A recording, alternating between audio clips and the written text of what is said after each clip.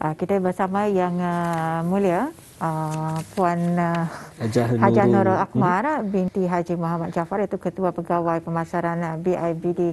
Jadi kita sapa Puan Hajah Nurul. Assalamualaikum Puan. Assalamualaikum warahmatullahi wabarakatuh. Ya, apa kabar Puan pada pagi ini? Alhamdulillah. Alhamdulillah. Kita okey. Alhamdulillah. Terima kasih Puan.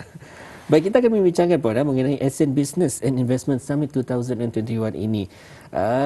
Sidang kemuncak perniagaan dan pelaburan ASEAN 2021 Puan. ASEAN Business Investment Summit 2021 dikongsikan akan berlangsung minggu depan ya, dengan tema membina masa depan mampan kita ataupun Building Our Sustainable Future. Apakah peluang Puan bagi sektor swasta di Brunei untuk terlibat dalam sidang kemuncak ini, dan mengapa ianya penting bagi negara Brunei Darussalam? Okay, terima kasih.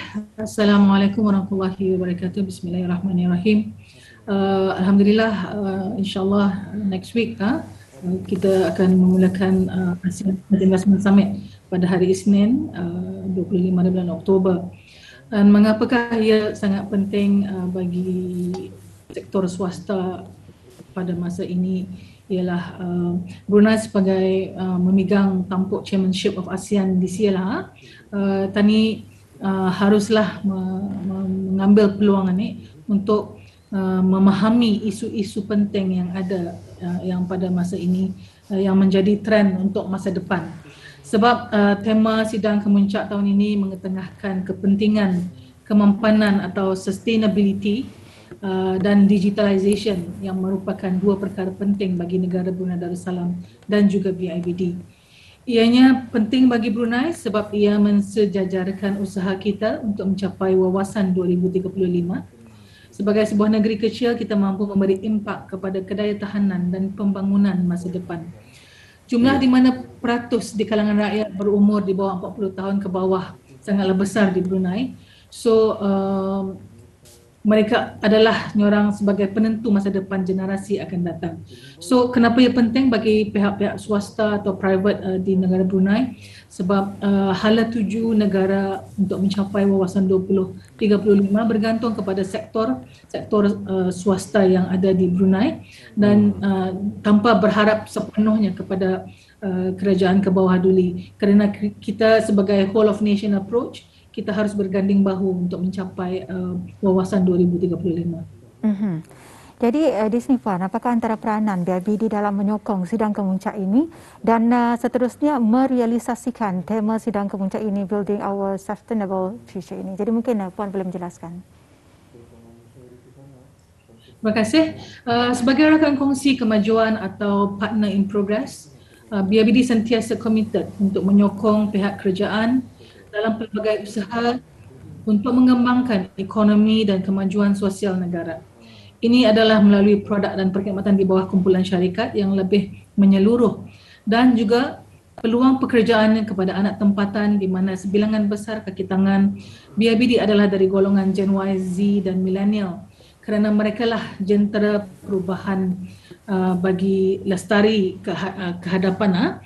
Dan dari segi kemampanan, BIBD baru-baru ini memulakan komitmen untuk menarajui laluan ke arah masa depan yang lebih mampan melalui amalan perbankan dan inisiatif tanggungjawab sosial korporat yang membawa impak sosial positif.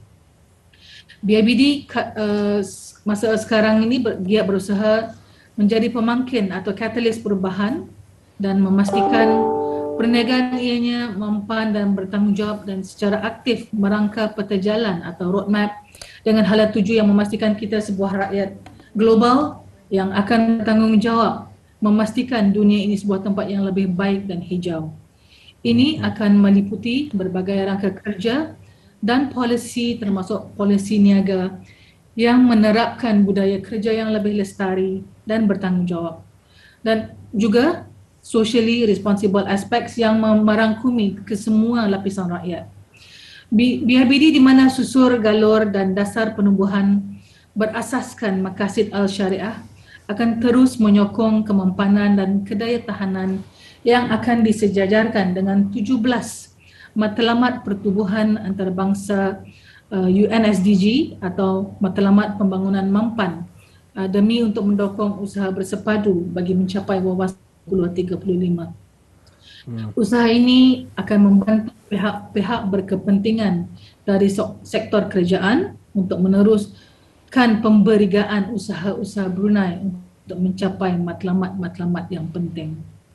Dari segi digitalization atau pendigitalan,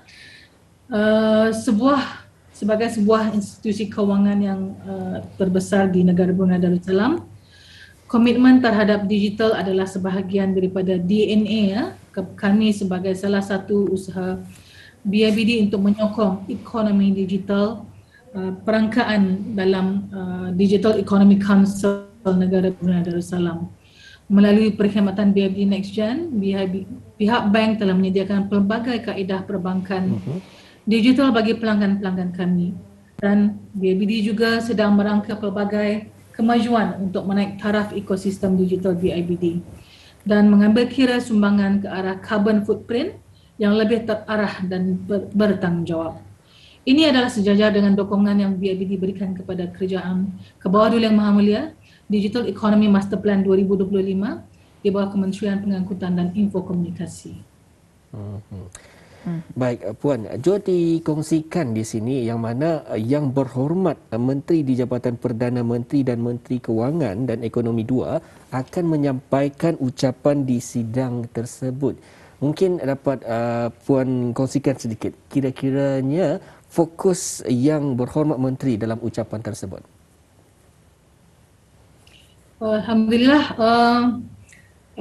kami sangat berharap akan sidang kemuncak ini nanti di mana Yang Berhormat Menteri di Jabatan Perdana Menteri dan Menteri Kewangan dan Ekonomi kedua sebagai pengerusi BIBD dan kumpulan syarikatnya akan menyampaikan pengumuman penting mengenai komitmen BIBD terhadap kemampanan dan akan menggariskan kepentingan kemampanan dalam pencapaian pertumbuhan ekonomi dan kedaya tahanan bumi.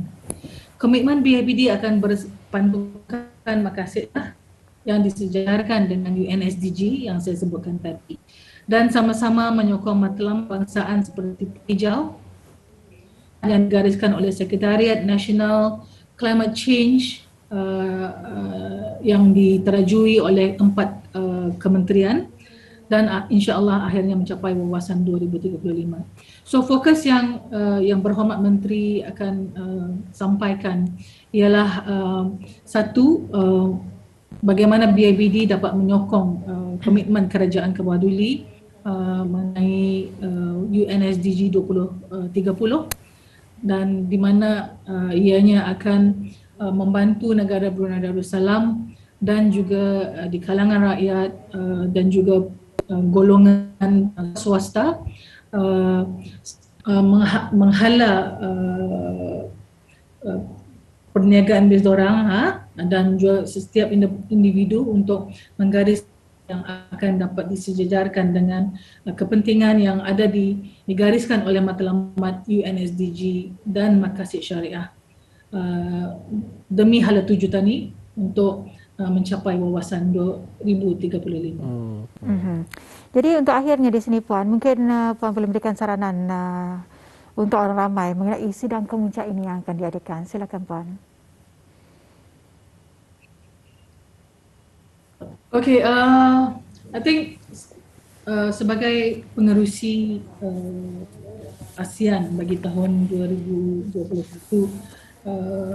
bagi rakyat Kebawah Duli Maha Mulia Presiden Brunei Sultan, sama-sama kita menyokong matlamat yang akan digariskan dalam ASEAN Investment Summit pada hari Isnin 25 Oktober 2021 kerana ianya merupakan platform yang baik untuk memupuk kerjasama dan bertukar idea dengan negara-negara lain di mana head of states, presidents akan menyampaikan ucapan mereka, ucap tama mereka dan mengongsikan orang best practices negeri-negeri mereka yang dapat membantu negara Brunei untuk mengetengahkan lagi di arena antarabangsa sebagai pengerusi ASEAN tahun ini akan garis pandu yang akan dibincangkan oleh Sekretariat atau ASEAN Business Investment Summit yang diketuai oleh anak tempatan. So kalau para penonton ingin mengikuti atau menyertai ASEAN Summit ini, bolehlah mendapati segala maklumat di media sosial ASEAN Base, ASEAN Business Investment Forum, social media berjurang melalui Instagram atau Facebook @ASEAN Base. So sama-sama tadi menyokong dan mendengarlah ucap-ucap tema dari Head of States, Presiden, Prime Ministers, even tokoh-tokoh terhormat dalam bidang masing-masing dari golongan peniaga-peniaga dari seluruh dunia, insyaAllah. Ya. Alhamdulillah.